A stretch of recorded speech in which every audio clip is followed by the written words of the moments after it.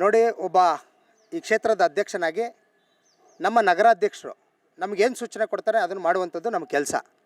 ಖುದ್ದಾಗಿ ನಮ್ಮ ನಗರಾಧ್ಯಕ್ಷರೇ ಕೂಡ ನನಗೆ ಕರೆ ಮಾಡಿ ಮತ್ತು ಕರೆಸಿ, ನಮ್ಮ ಕುಟುಂಬದಲ್ಲಿ ಒಂದು ಸಾವಾಗಿದೆ, ಅದು ಕೂಡಲೇ ಮಾಧ್ಯಮದಲ್ಲಿ ತಿಳಿಸಿ, ಈ ಬರ್ತಡೇ ಈ ವರ್ಷ ಮಾಡೋದು ಬೇಡ, ಅದು ಶೋಕಾಚರಣೆ ಇರೋದ್ರಿಂದ ಮಾಡೋದು ಬೇಡ ಅಂಥೇಳಿ ಅವರ ಸೂಚನೆ ಮೇರೆಗೆ ನಿಮ್ಮ ಮಾಧ್ಯಮಗಳ ಮುಖಾಂತರ ನಾನು ನಿಮಗೆ ಎಲ್ಲರಿಗೂ ಕೂಡ ಮಾಹಿತಿಯನ್ನು ಕೊಟ್ಟಿದ್ದೆ.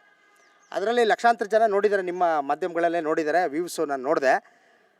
ಆದರೆ ನಿನ್ನೆ ಅವರು ಯಾರೋ ಸ್ವಲ್ಪ ಬಲವಂತ ಮಾಡಿರೋದ್ರಿಂದ ಅವರು ಚಾಮುಂಡಿ ಬೆಟ್ಟಕ್ಕೆ ಹೋಗಿದ್ದಾರೆ. ಚಾಮುಂಡಿ ಬೆಟ್ಟದಲ್ಲಿ ದೇವ್ರ ದರ್ಶನ ಮಾಡಿ ಪಾರ್ಟಿ ಕಚೇರಿಗೆ ಬರಬೇಕು, ತಾವು ದಯವಿಟ್ಟು 5 ನಿಮಿಷ ಅಂತ ಕರೆದಂಥ ಸಂದರ್ಭದಲ್ಲಿ ಒತ್ತಾಯ ಮಾಡಿದ್ದಾರೆ. ಆಗ ಅವರು ಭಾರತೀಯ ಜನತಾ ಪಾರ್ಟಿ ಕಚೇರಿ, ನಗರ ಕಚೇರಿಗೆ ಬಂದಾಗ ಎಲ್ಲರೂ ಕೂಡ ಬಂದು, ಇಲ್ಲ ಸರ್ ನೀವು ಸೆಲೆಬ್ರೇಷನ್ ಮಾಡ್ಕೊಳ್ಳೇಬೇಕು, ಏನೂ ಆಗೋದಿಲ್ಲ ಅಂಥೇಳಿ ಬಲವಂತವಾಗಿ ಮಾಡಿರೋದ್ರಿಂದ ಈ ಹುಟ್ಟುಹಬ್ಬ ಆಚರಣೆ ಆಗಿದೆ ಅನ್ನೋದು ಬಿಟ್ಟರೆ, ಅವರೆಲ್ಲೂ ಕೂಡ ಕೇಕ್ ಕತ್ತರಿಸೋದಾಗಿರಲಿ, ಅದ್ದೂರಿಯಾಗಿ ಏನೋ ಗುಲಾಬಿ ಹಾರಗಳನ್ನ ಹಾಕಿರೋದಾಗಿರ್ಬೋದು, ಹೂಗುಂಚಗಳನ್ನ ಈಸ್ಕೊಂಡು ಅದ್ದೂರಿಯಾಗಿ ಸೆಲೆಬ್ರೇಟ್ ಮಾಡ್ಕೊಂಡಿರೋದಿರ್ಬೋದು, ಅದೆಲ್ಲೂ ಕೂಡ ಇಲ್ಲ.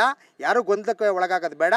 ಆದ್ದರಿಂದ ನಿನ್ನೆ ಏನು ಭಾರತೀಯ ಜನತಾ ಪಾರ್ಟಿ ನಗರ ಕಚೇರಿಯಲ್ಲಿ ಮಾಡಿರೋದ್ರಿಂದ ನಮ್ಮ ಕ್ಷೇತ್ರದ ವತಿಯಿಂದ ಏನೂ ಮಾಡಲಿಲ್ಲ ಅಂದರೆ ತಪ್ಪಾಗುತ್ತೆ ಅಂತೇಳಿ ಎಲ್ಲರೂ ಯಾವಾಗ ಹೇಳಿದ್ರು, ನಾವು ಅದಕ್ಕೆ ಇವತ್ತು ಒಂದು ಸರಳವಾಗಿ ಅವ್ರಿಗೆ ಯಾವುದೇ ರೀತಿಯ ಕೇಕ್ ಕತ್ತರಿಸದೆ, ಯಾವುದೇ ರೀತಿಯ ಹೂಗುಚ್ಚ ಕೊಡದೆ, ಯಾವುದೇ ರೀತಿಯ ಹಾರಗಳನ್ನ ಹಾಕದೆ, ಅವರಿಗೆ ಒಂದು ಉಡುಗೊರೆಯನ್ನಾಗಿ ಕೊಟ್ಟು 60ನೇ ವರ್ಷದ ಒಂದು ನೆನಪಿನ ಕಾಣಿಕೆಯನ್ನು ಅವರಿಗೆ ಕೊಟ್ಟು ಸರಳವಾಗಿ ಅವರ ಹುಟ್ಟುಹಬ್ಬವನ್ನು ಇವತ್ತು ನಗರ ಕಚೇರಿಯಲ್ಲೇ ನಾವು ಇವತ್ತು ಆಯೋಜಿಸ್ತಾ ಇದ್ದೀವಿ.